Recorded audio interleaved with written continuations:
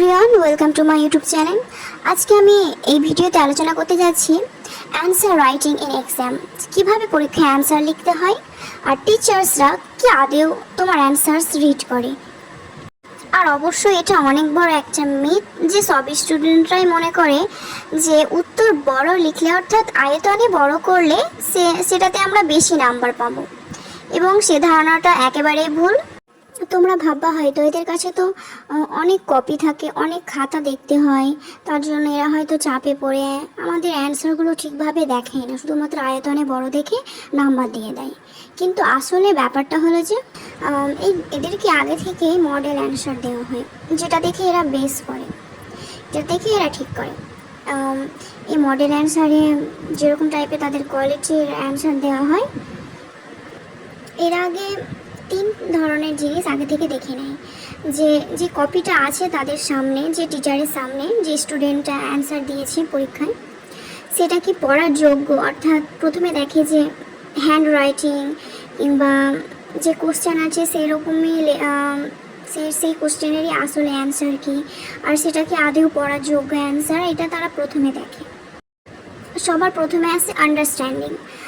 টিচাররা দেখে যে স্টুডেন্ট লিখেছে অ্যান্সারটা, সেটা ঠিকভাবে স্টুডেন্টটা ওই কোশ্চেনটা বুঝেছে নাকি, সে অ্যান্সারটা বুঝে লিখেছে নাকি। তারপরে দেখে অ্যানালাইসিস, যে কোশ্চেনটা লিখেছে, অ্যান্সারটা লিখেছে সেটা ঠিকভাবে তারা অ্যাটেম্প্ট করতে পেরেছে নাকি, ওই কোশ্চেন যেরকম টাইপের কোশ্চেন আছে সেরকম ধরনেরই কি উত্তর লিখতে পেরেছে তারা, এটা তারা দেখে। যে থিওরি যে টেক্সটের ওপর কোশ্চেন হয়েছে, সে টেক্সটের কোটেশনগুলো এবং সে টেক্সটের বিভিন্ন মার্কগুলো তারা ফলো করেছে নাকি, এবং সে টেক্সট থেকে উত্তরটা লেখার চেষ্টা করেছে নাকি।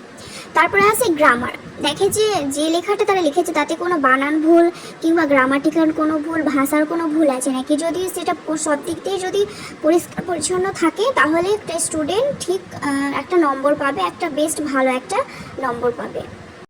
আর নম্বরের ভাগটা একটা কোশ্চেনে যেরকম যদি 5 মার্কের কোনো কোশ্চেন থাকে, হয়তো 2 মার্কের ভাষার দেখে, এবং বাকি 2 মার্কের হতে পারে যে টেক্সট থেকে কতটা লিখেছি, আর বাকি 1 মার্কের হতে পারে যে গ্রামার, এগুলো কীভাবে ঠিক রেখেছে। যে স্টুডেন্টরা সব রকমভাবে উত্তীর্ণ হয় তারাই ঠিকভাবে নাম্বার পায়, এগুলো টিচাররা সাধারণত দেখে। কিন্তু সবথেকে যেটা মেইন জিনিস, যেটা সব টিচারই লক্ষ্য করে, যে কোনো একটা কোশ্চেন হয়তো কঠিন দিয়েছে, সেটা হয়তো অনেক কঠিন, কিন্তু সব টিচাররা দেখে যে স্টুডেন্টরা লিখেছে অ্যান্সারটা, সেটাতে অরিজিনালিটি কতটা আছে, সে নিজে থেকে কতটা লিখেছে। আর একটা কথা আছে যে বানিয়ে লিখলে বেশি নাম্বার পাওয়া যায়। বানিয়ে বলতে যে কোনো একটা স্টুডেন্ট লিখলো একটা লেখা বানিয়ে, কিন্তু সেটাতে হয়তো বানান ভুল, গ্রামার ভুল, সব রকম ভুল আছে, তো সেটাতে তো তারা নাম্বার পাবে না। অর্থাৎ বলতে চাইছে যে নিজে থেকে ওই টেক্সট থেকে নিজের মধ্যে নিজের ভাষাতে তৈরি করে, অথচ ল্যাঙ্গুয়েজে কোনো ভুল নেই, গ্রামারে কোনো ভুল নেই, যদি কোনো একটা স্টুডেন্ট লিখতে পারে, তো সেটাতে সে সব থেকে বেশি নাম্বার পাবে। কোনো নোট কিংবা কোনো বই থেকে কপি করা কিংবা কারোর অন্য কোনো কিছু জায়গা থেকে কপি করার থেকে সে বেশি নাম্বার পাবে সেটাতে। আর একটা ব্যাপার যে কোশ্চেন অ্যান্সারগুলো শর্ট হয়, সেগুলোর ক্ষেত্রে তাদেরকে একটু বেশি কষ্ট করতে হয় না, কারণ সেটা খুব সহজে তারা পড়ে নিতে পারে এবং খুব তাড়াতাড়ি তারা ডিসাইড করে নিতে পারে যে কতটা নাম্বার পাবে কিংবা কতটা ভালো হয়েছে অ্যান্সারটা। তাই কিন্তু এ বলে নয় যে 10 মার্কসের কোশ্চেনগুলোতেও শর্টভাবে লিখতে হবে। হ্যাঁ, ঠিক একটা আয়তনে লেখা দরকার, তবে খুব বড়ও না বা খুব ছোটও না, যেমন কোশ্চেন সেরকমই অ্যান্সার লিখতে হবে, যেইটুকুই অ্যান্সার লিখতে হবে, সেটাতে যাতে কোনো ভুল না থাকে। হয়তো আমি পারিনি বেশি অ্যান্সার লিখতে, বেশি বাক্য বড় করতে পারিনি, তবে যতটাই লিখেছি সেটাতে যেন কোনো গ্রামার, ল্যাঙ্গুয়েজ কোনো কিছু যাতে ভুল না থাকে, এবং সেটাতে টিচাররা বেশি খুশি হয় এবং বেস্ট নাম্বার পাওয়া যায় পরীক্ষাতে। তারপরে জিনিসটা হলো যে হ্যান্ড রাইটিং। সব স্টুডেন্টই সাধারণত মনে করে যে হয়তো তার হাতে লেখার জন্যই অনেক বেশি নাম্বার পেয়েছে, কিন্তু এটা সাধারণত ভুল কথা, তবে সম্পূর্ণ ভুল না।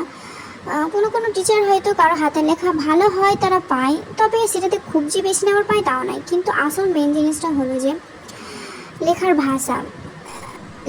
যদি কোনো একটা টিচার তার লেখাটা পরিষ্কার পরিচ্ছন্ন হয়, যেমনই হাতের লেখা হোক, যদি পরিষ্কার পরিচ্ছন্ন হয় এবং যেটা ভালোভাবে বুঝতে পারা যায়, লেখার ভাষা ঠিক হয়, গ্রামার ঠিক হয়, তাহলে সে সব কিছু দিক দিয়ে নাম্বার পাওয়ার যোগ্য হবে। আশা করি তোমাদের বুঝতে অসুবিধা হয়নি। আমি চেষ্টা করেছি খুব সহজে জিনিসটাকে বুঝিয়ে দিতে।